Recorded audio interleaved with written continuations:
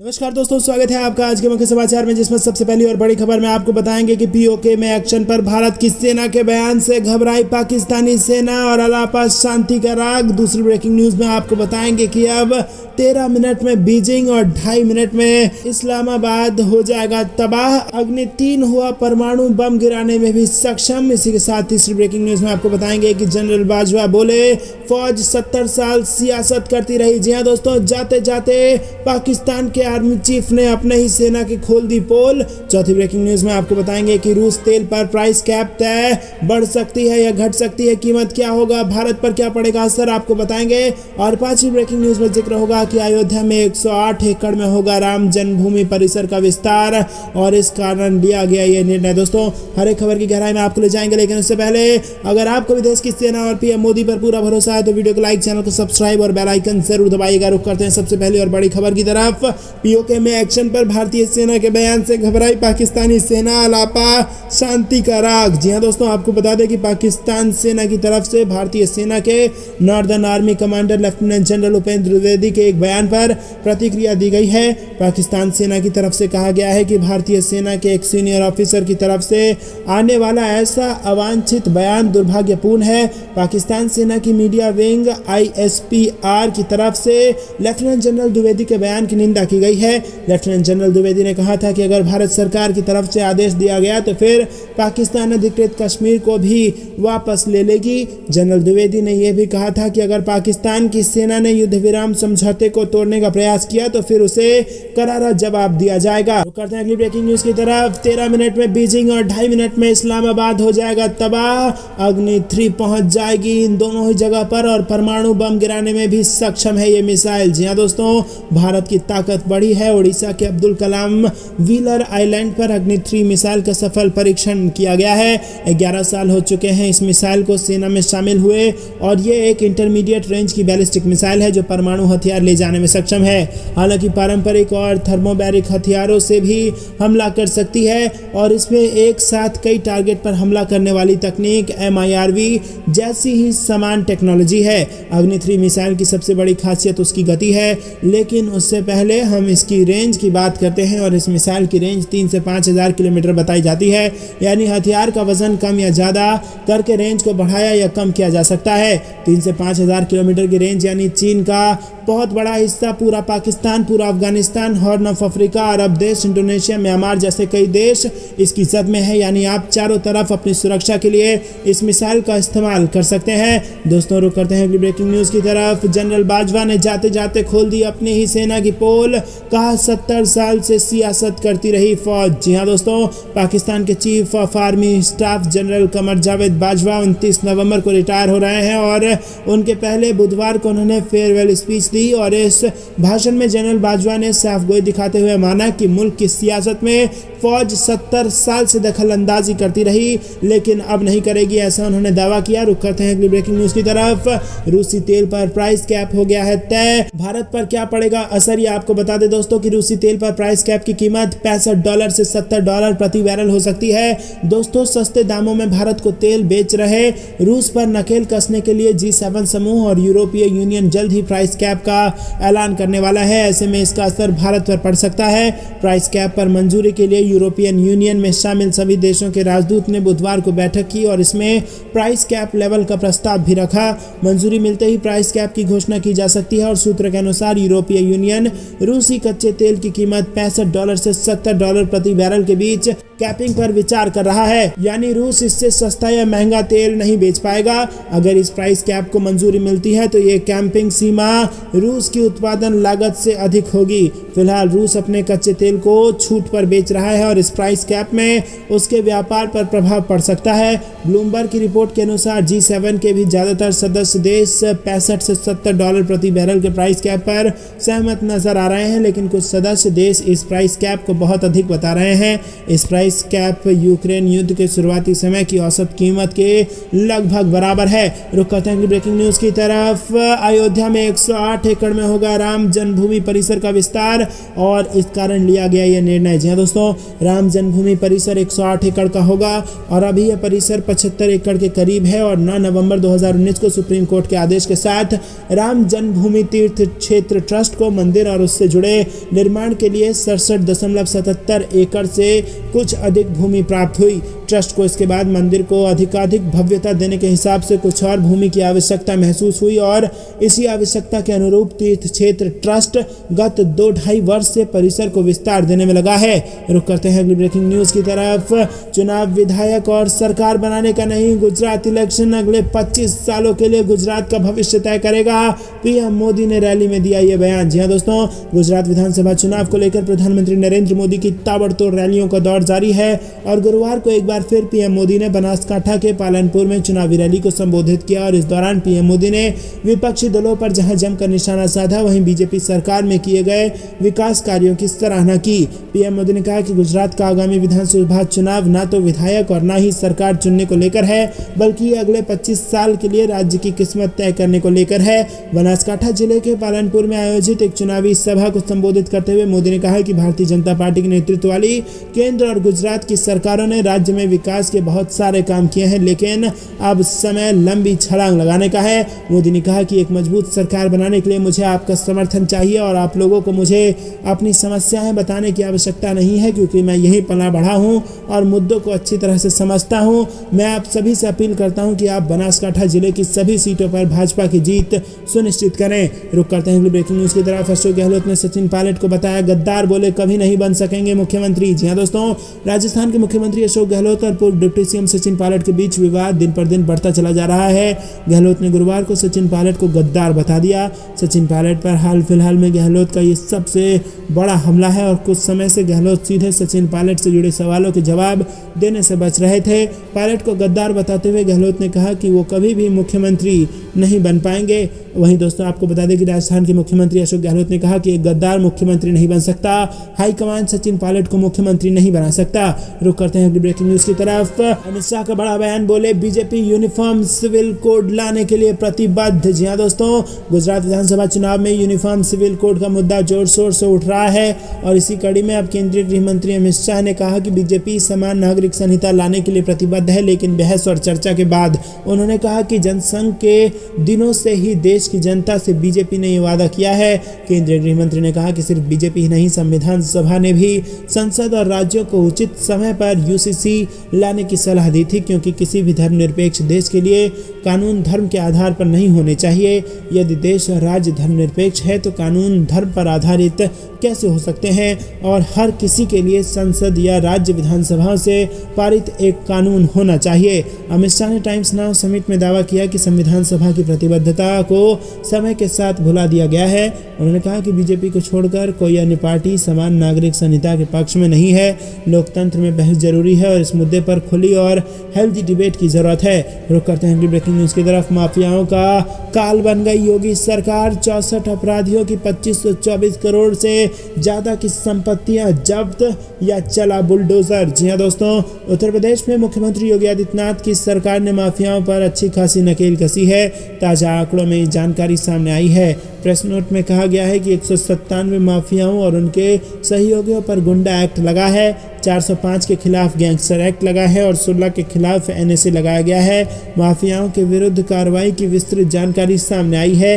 CM योगी द्वारा अपराध और अपराधियों के विरुद्ध जीरो टॉलरेंस की नीति अपनाते हुए इनके आर्थिक साम्राज्य को ध्वस्त किए जाने के उद्देश्य से एंटी माफिया टास्क फोर्स का गठन किया गया, जिसके तहत यूपी शासन पुलिस महानिदेशक यूपी के स्तर पर प्रदेश के 62 माफियाओं को चिन्हित किया गया है। रुक करते हैं ब्रेकिंग न्यूज की तरफ। रोजगार और घरों के लिए मिल सकता है 50% ज्यादा पैसा, मोदी सरकार 2.0 के आखिरी बजट में गांव पर है फोकस। जी हाँ दोस्तों, वित्त मंत्री निर्मला सीतारमण अगले साल 1 फरवरी को मोदी सरकार के दूसरे कार्यकाल का अंतिम बजट पेश करेंगी और मंत्रालय ने इसकी तैयारी शुरू कर दी है।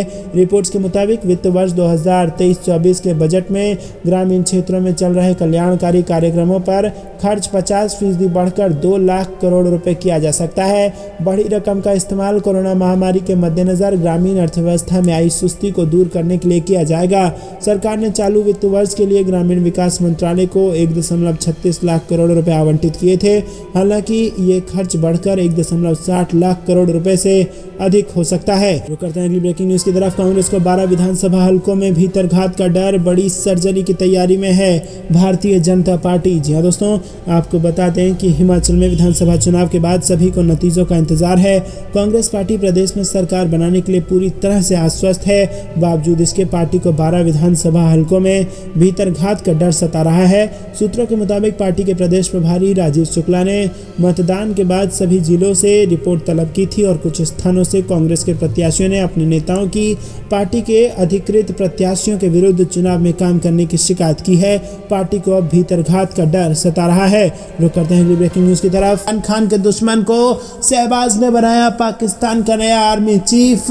जी हाँ दोस्तों, आपको बता दें कि पाकिस्तान के प्रधानमंत्री शहबाज शरीफ ने काफी आशंकाओं और अफवाहों के बीच लेफ्टिनेंट जनरल असीम मुनीर को देश का अगला सेना प्रमुख चुना है। सूचना मंत्री मरियम औरंगजेब की तरफ से ऐलान किया गया है कि पीएम ने अपने पास मौजूद शक्तियों का प्रयोग करते हुए लेफ्टिनेंट जनरल मुनीर को सेना प्रमुख के तौर पर चुना है। मुनीर 29 नवंबर को रिटायर होने वाले जनरल कमर जावेद बाजवा की जगह लेंगे और जनरल मुनीर के अलावा लेफ्टिनेंट जनरल शाहिर शमशाद मिर्जा को joint chief of staff committee के तौर पर नियुक्त किया गया है। दोस्तों, मरियम औरंगजेब के मुताबिक राष्ट्रपति आरिफ अलवी को इस बारे में जानकारी दे दी गई है और इससे जुड़ा विवरण भी उन्हें भेज दिया गया है। दिलचस्प बात यह है कि लेफ्टिनेंट जनरल सितंबर 2022 में रिटायर भी होने वाले थे, लेकिन उनका कार्यकाल बढ़ाकर 27 नवंबर तक किया गया था। अब ये तय हो चुका है कि अगले 3 साल के लिए वो सेना प्रमुख के पद पर रहेंगे। दोस्तों, रुक करते हैं अगली ब्रेकिंग न्यूज की तरफ। चीन ने नेपाल की 10 जगहों पर 36 हेक्टेयर जमीन पर कर लिया कब्जा। रिपोर्ट में हुआ ये बड़ा खुलासा। जी हाँ दोस्तों, आपको बता दें कि नेपाल की उत्तरी सीमा पर चीन की सलामी टुकड़ा रणनीति का नतीजा ये हुआ कि चीन ने उत्तरी नेपाल की सीमा पर 10 जगहों पर 36 हेक्टेयर जमीन पर कब्जा कर लिया है। नेपाल के कृषि मंत्रालय द्वारा जारी सर्वे दस्तावेज में इस बात का खुलासा किया गया है। दोस्तों, रुक करते हैं अगली ब्रेकिंग न्यूज की तरफ। भारत ने किया अग्नि 3 बैलिस्टिक मिसाइल का सफल परीक्षण। पाकिस्तान व आधा चीन है इसकी जद में। जी हाँ दोस्तों, भारत ने बुधवार को उड़ीसा के एपीजे अब्दुल कलाम से मध्य दूरी की बैलिस्टिक मिसाइल अग्नि 3 का सफल परीक्षण किया है। अग्नि 3 इंटरमीडिएट रेंज की बैलिस्टिक मिसाइल है और एक आधिकारिक बयान के अनुसार ये परीक्षण सामरिक बल कमान की देखरेख में किए गए नियमित प्रशिक्षण प्रक्षेपण का हिस्सा था। बयान के अनुसार प्रक्षेपण पूर्व निर्धारित सीमा के लिए किया गया था। मिसाइल का परीक्षण पूरी तरह से सफल रहा और ये विभिन्न मानकों पर खड़ा उतरा। और बयान के अनुसार प्रक्षेपण पूर्व निर्धारित सीमा के लिए किया गया था। मिसाइल का परीक्षण पूरी तरह से सफल रहा और ये विभिन्न मानकों पर खड़ी उतरी।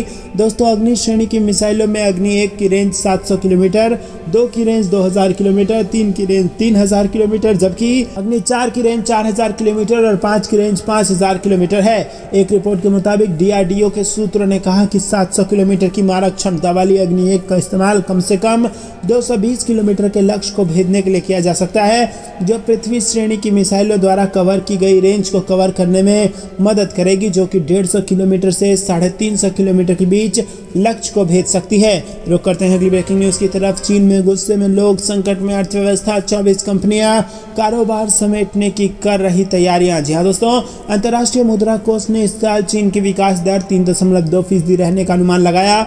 वर्ष 2021 में ये दर 8.1% थी। आंकड़ों की माने तो 46 साल में 2008 के बाद ये दूसरा मौका है जब चीन की अर्थव्यवस्था की विकास दर सबसे धीमी हुई है। अर्थव्यवस्था की सुस्त चाल के चलते हजारों लोग अपनी नौकरी गंवा चुके हैं। वहीं national science of applied economic research के अनुसार उत्पादन क्षेत्र में जैसे बढ़ोतरी हो रही है, उस अनुसार 2026 तक चीन को पछाड़कर भारत का कुल कारोबार $30,000 करोड़ के पार हो जाएगा। रुक करते हैं अगली ब्रेकिंग न्यूज की तरफ, जिसमें आपको बता दें कि पाकिस्तानी ड्रोन ने जम्मू के खेत में गिराया नोट के बंडलों, आईईडी और पिस्टल से भरा पैकेट, जिसके बाद पुलिस ने नाकाम कर दी नापाक साजिश। जी हाँ दोस्तों, आपको बता दें कि जम्मू कश्मीर के सांबा जिले के विजयपुर में पाकिस्तान ने ड्रोन से पैकेट गिराया है। पैकेट विजयपुर में भारत पाकिस्तान अंतर्राष्ट्रीय सीमा के पास एक खेत में गिरा और सुरक्षा बलों ने पैकेट को कब्जे में ले लिया है। पैकेट की जांच के लिए बम डिस्पोजल स्क्वाड मौके पर बुलाया गया है।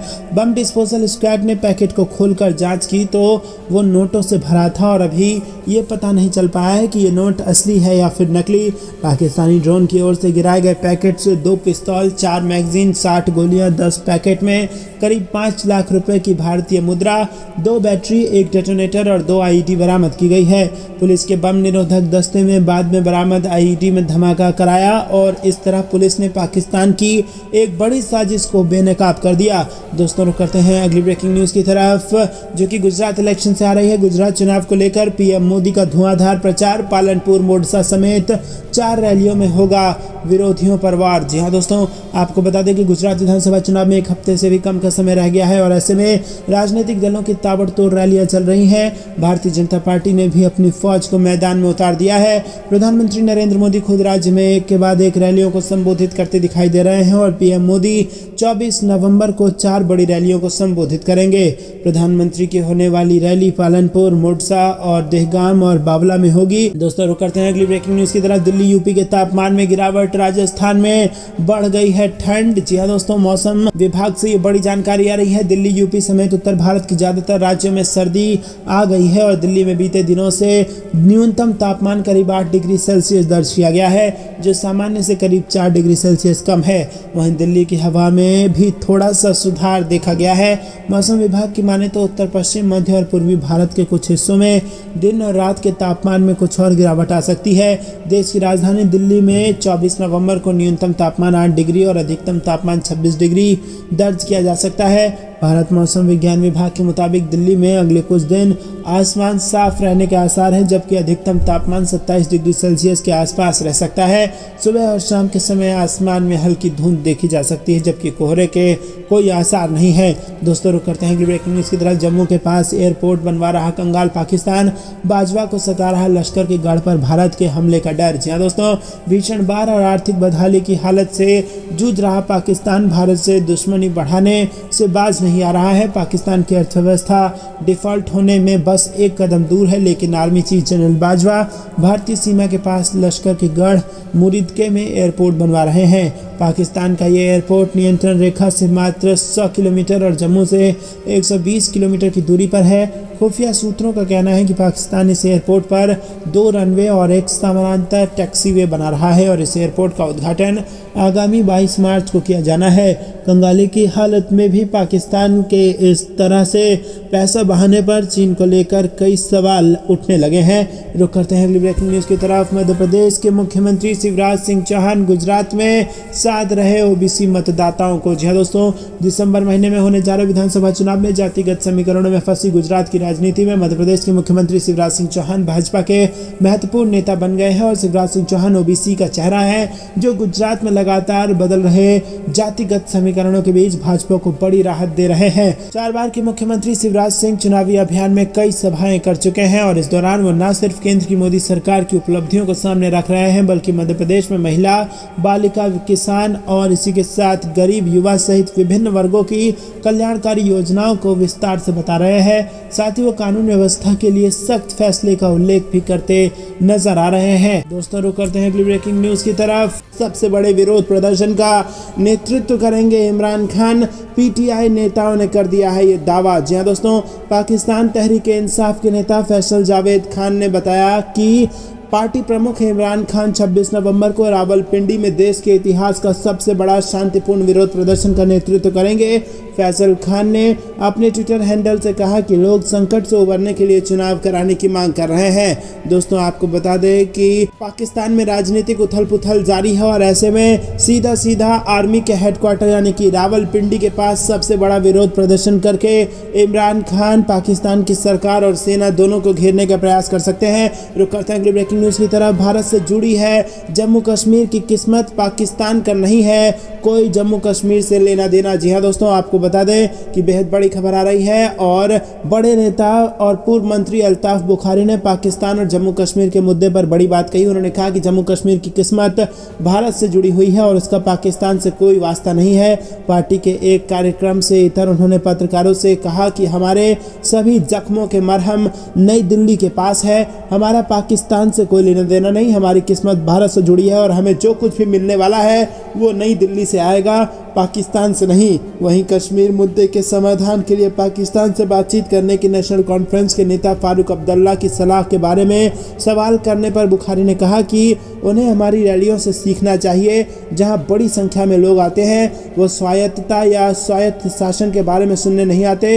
उन्होंने कहा कि हमारा रुख साफ है कि हमारा पाकिस्तान से कोई लेना देना नहीं है, पाकिस्तान का हमसे कोई लेना देना नहीं है, हमारा जो भी विकास होगा, जो भी हमारा किस्मत है वो दिल्ली से तय होगा। रुक करते हैं अगली ब्रेकिंग न्यूज की तरफ। पीओके वापस लेने की तैयारी में है भारत, सेना की उत्तरी कमान के कमांडर के बयान के कूटनीतिक मायने। जी हां दोस्तों, पाकिस्तान के कब्जे वाले जम्मू कश्मीर को लेकर भारतीय सेना के उत्तरी कमान के commander lieutenant general Upendra Dwivedi का बड़ा बयान सामने आया है।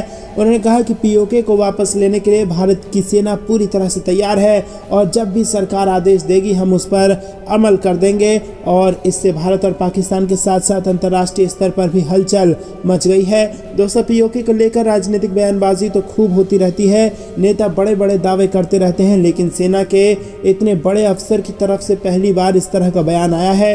और इसके पहले रक्षा मंत्री राजनाथ सिंह, गृह मंत्री अमित शाह भी पीओके को वापस हासिल करने के लिए बयान दे चुके हैं। ऐसे में सवाल उठ रहा है कि क्या भारत पीओके को वापस हासिल करने के लिए तैयारी कर रहा है? सेना के कमांडर के बयान का क्या मतलब है? पीओके के बारे में प्रधानमंत्री नरेंद्र मोदी क्या सोचते हैं? दरअसल दोस्तों, मंगलवार को उत्तरी सेना के commander lieutenant general Upendra Dwivedi media से बातचीत कर रहे थे।